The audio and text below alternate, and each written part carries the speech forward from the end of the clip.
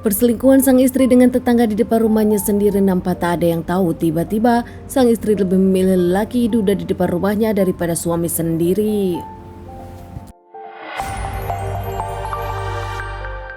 Seorang wanita berstatus istri bernama Endang berusia 36 tahun, dirinya punya suami bernama Agus 43 tahun.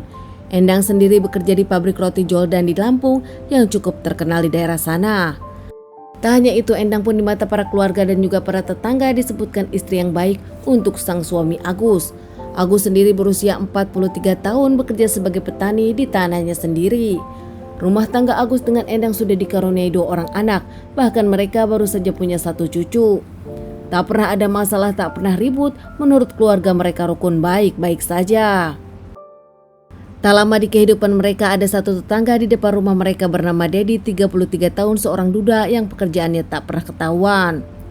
Bahkan saking baiknya Agus dengan Dedi pun memang kerap seperti keluarga sendiri. Sementara Dedi yang selalu pergi dari subuh karena dirinya seorang petani, sang istri Endang pergi kerja jam 7 pagi. Rumah tangga mereka di awal baik-baik saja, tak pernah ada ribut. Namun tiba-tiba dikejutkan dengan pemberitaan ditemukan seorang lelaki tak bernyawa. Dan bahkan motor dengan handphone pun tergeletak di depan jasadnya. Setelah diselidiki pihak kepolisian karena warga yang melapor, ternyata lelaki tersebut adalah Agus bin Jairi, suami dari Endang. Identitas Agus sendiri ditemukan pihak kepolisian dari handphone yang ditemukan pihak kepolisian. Jenazah Agus pun langsung dibawa ke rumah sakit dan dilakukan otopsi. Dari hasil otopsi, Agus sendiri mendapatkan luka di kepala karena benda tumpul dan beberapa tikaman. Polisi tak menunggu waktu lama langsung mengabari keluarga Agus. Bahkan tiba-tiba keluarga Agus pun sudah tahu karena ternyata di sosial media sudah viral. Endang yang saat itu masih bekerja mengaku dirinya kaget dan sedih. Menurut Endang, sang suami tak ada masalah dan tak punya musuh. Menurut Endang juga terakhir dirinya bertemu dengan sang suami adalah malam hari. Saat Endang mau pergi kerja, sang suami sudah tak ada.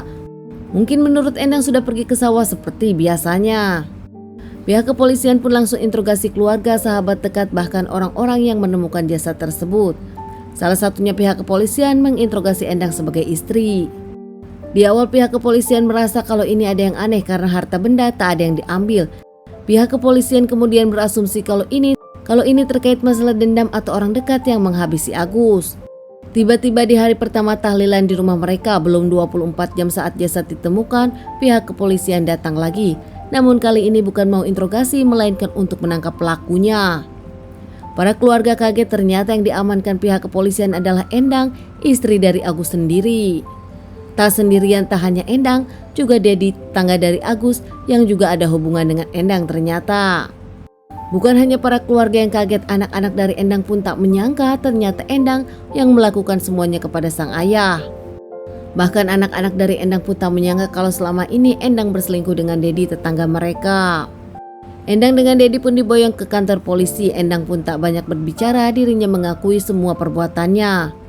Endang menyebutkan kalau dirinya memang menyuruh Dedi untuk menghabisi Agus, motifnya karena sakit hati, dan dirinya pun ingin segera berpacaran dan juga menikah dengan Dedi selingkuhannya. Begitu juga Dedi yang mengakui kenapa dirinya mau disuruh oleh Endang karena dirinya sudah tak kuat ingin menikah dengan Endang, mencintai Endang, dan kesal cemburu setiap lihat Endang dengan suaminya Agus. Tak ada rasa menyesal di muka Endang. Endang malah merasa dirinya bangga berhasil membereskan sang suami. Permasalahan ini pun ternyata sudah direncanakan oleh mereka 2 bulan lalu. Saat itu Endang berakting kalau dirinya ada hubungan dengan seorang lelaki di tempat kerjanya. Hingga sang suami cemburu dan akhirnya curhat kepada Dedi. Agus curhat kepada Dedi merasa dirinya kesal ternyata sang istri berselingkuh. Tanpa Agus tahu ternyata ini hanya kebohongan yang dibuat sang istri Endang dengan selingkuhannya Dedi. Saat itu tiba-tiba Dedi mengaku dirinya menjadi mata-mata dan menyebutkan kalau Endang akan bertemu dengan lelaki tersebut nanti malam di belakang pabrik. Saat itu tak menunggu waktu lama lagi, Agus pun membawa senjata tajam dan meminta Dedi menemani dirinya. Tak lama Agus dan Dedi pun pergi ke belakang pabrik tempat sang istri bekerja. Saat sampai di pabrik mereka masih diam menunggu situasi, namun ternyata tiba-tiba Agus ingin ke toilet. Di sanalah saat Agus tak fokus, tiba-tiba Dedi memukul Agus dan menikam Agus beberapa kali hingga akhirnya Agus tak bernyawa. Sadar Agus sudah tak bernyawa, Dedi pun langsung pergi meninggalkan Agus. Bahkan Dedi pun sempat menelepon Endang mengabari kalau suami dari Endang sudah tak bernyawa. Keesokan harinya akhirnya warga menemukan jasad dari Agus yang memang sudah tak bernyawa dan dilaporkan kepada pihak kepolisian. Kini Dedi dengan Endang dinyatakan bersalah usai menjalani beberapa kali persidangan dan keduanya divonis 20 tahun penjara. Meski Endang mengaku dirinya menyesal kepada anak-anak, bukan menyesal karena telah menghabisi sang suami. Endang merasa dirinya kini dijauhi kedua anaknya. Kedua anak yang sakit hati dan kecewa kepada Endang yang ternyata berselingkuh dan menghabisi Agus sang ayah. Teman-teman, sekian dulu bahasan kasus yang aku bawakan kali ini. Semoga ini bisa dijadikan pelajaran untuk kita semua. Ditunggu bahasan kasus-kasus selanjutnya.